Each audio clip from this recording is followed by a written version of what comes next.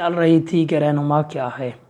جب حسین نے بات واضح کر دی، جب محمد مصطفیٰ نے بات واضح کر دی کہ حسین مجھ سے ہے اور میں حسین سے ہوں، تو پھر پریشانی کس بات کی ہے؟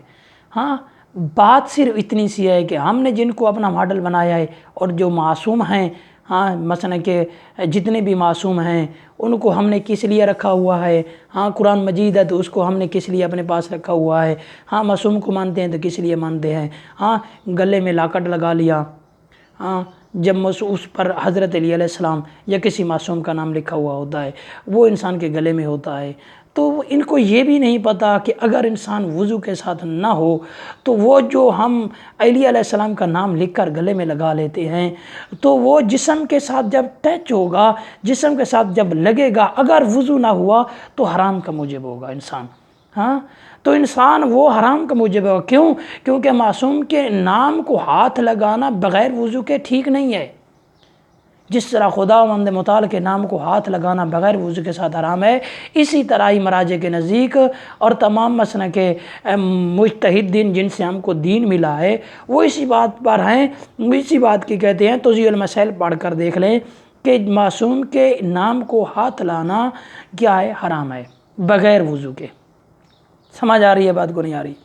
میرے عزیز محترم، ہم نے فقط اس لیے مانا ہے، مراجع اعظام کو ہم نے پیچھے رکھ دیا ہے اور بڑی بڑی باتیں کہتے ہیں، مراجع یہ ہے تو مراجع وہ ہے۔ تم کو کیا پتہ ہے کہ مراجع کون ہے؟ مراجع کے بارے میں تم کیا جانو؟ جب ہمارے امام حضرت امام حسن عسکری علیہ السلام فرماتے ہیں، حضرت امام زمانہ علیہ السلام فرماتے ہیں، دونوں باپ بیٹا فرماتے ہیں، مولا امام زمانہ یہ کہتے ہیں کہ ہم امام زمانہ کی تقلید میں ہیں۔ یہ ایسی کون سی تقلید ہوتی ہے کہ انسان امام زمانہ کی تقلید میں چلا جائے؟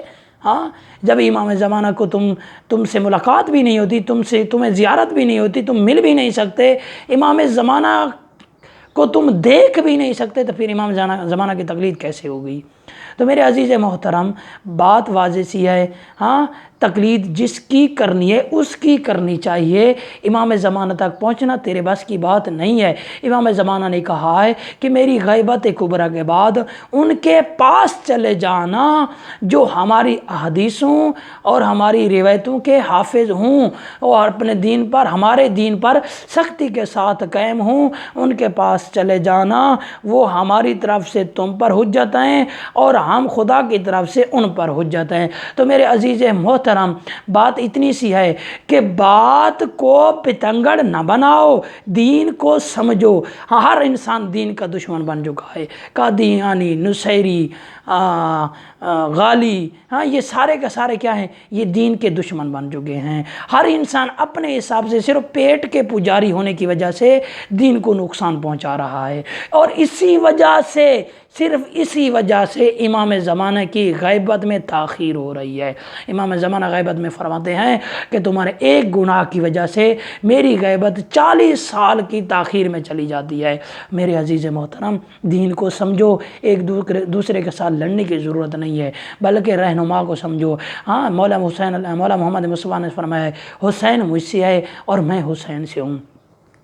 کربلا تک حسین محمد مصطفیٰ سے تھے، اور 10 عاشور محرم سے لے کر قیامت تک محمد مصطفیٰ حسین سے ہیں۔ ہاں جس حسین نے اتنی محنت کے ساتھ ہاں اپنا سب کچھ قربان کیا، علی اکبر جیسے جوان قربان کیے، جناب عباس جیسے ہاں جری اور جرنیل فوج کے اور اتنے جوان مرد بہادر انسان قربان کیے، جس کا لقب ہے با وفا، ہاں ایسے جوان کو قربان کیا، صرف کیوں؟ دین کی خاطر۔ ہاں اپنے نانا کا دین بچانے کے لیے یہ سب کچھ کیا۔ ہاں جب ہجرت کرنے لگے 28 رجب کی رات کو نانے کی قبر پر گئے اور کہا، نانا تیری امت رہنے نہیں دیتی، میں تیرے پاس آیا ہوں، مجھے وہ بتا جو تجھے بھی منظور ہو اور تیرے خدا کو بھی منظور ہو۔ وہیں خواب میں سو گئے، نیند آ گئی، خواب میں محمد مصطفیٰ ملے، محمد مصطفیٰ تھے، پیچھے ملائکہ کی بہت بڑی صف تھی، آئے حسین علیہ السلام کو گلے سے لگایا اور حسین سے کہا، اے حسین خدا کی یہی مرضی ہے، خدا کی یہی مرضی ہے کہ تو کربلا جائے تو وہاں پر شہید ہو اور تیری مستورات قید ہو کے بازار اور شام کے درباروں میں جائیں، تب کہیں جا کر میرا دین بچتا ہے۔ آپ سمجھ آ گئی کہ خدا جس کو اپنے دین کے لیے مقرر کر رہا ہے اسی کو ہم کہہ رہے ہیں کہ جی یہ غیر معصوم ہے۔ غالی ہیں تو وہ اپنے حساب سے لڑ رہے ہیں، نصیری ہیں تو اپنے حساب سے لڑ رہے ہیں، یہودی ہیں تو اپنے حساب سے لڑ رہے ہیں۔ ہر ملت کا آدمی اپنے پیٹ کی خاطر دین کو اپنے ہاتھ کا کھلونا بنا رہا ہے۔ جیسے محمد مصطفیٰ نے فرمایا کہ دین تمہارے منہ کا نوالا ہے، جب چاہو اگل دو، جب چاہو کھا لو، دین نوالا نہیں ہے۔ جس طرح مولا امام جعفر صادق علیہ السلام سے پاس ایک آدمی آیا تھا، اس نے کہا میں نے ایک سبز رنگ کا کپڑا لٹکا ہوا دیکھا ہے، لوگ آتے ہیں اپنی مرضی کا کپڑا کاٹ لیتے ہیں اور اپنی ضرورت کا کاٹنے کے بعد چلے جاتے ہیں۔ مولا نے فرمایا کہ وہ سبز کپڑا دین ہے اور لوگ اپنی مرضی کا دین لے لیتے ہیں اور باقی دین چھوڑ دیتے ہیں۔ آج وہی دور جا رہا ہے۔ میں بھی دعا کرتا ہوں، تم بھی دعا کرو کہ خدا اپنے حجت کے ظہور میں تعجیل فرمائے اور ان ظالموں کے چنگل سے، اس ظالموں کے چنگل سے جو دین کو کھلونا بنا چکے ہیں، اپنی تلوار کے ذریعے ان کو اپنے کردار تک واصل جہنم کرے اور اس دین کا تحفظ اپنے اس ہادی کے ذریعے فرمائے، اور خداوند متعال تم کو اور ہم کو سب کو دین حق سمجھنے کی توفیق عطا فرمائے۔ والسلام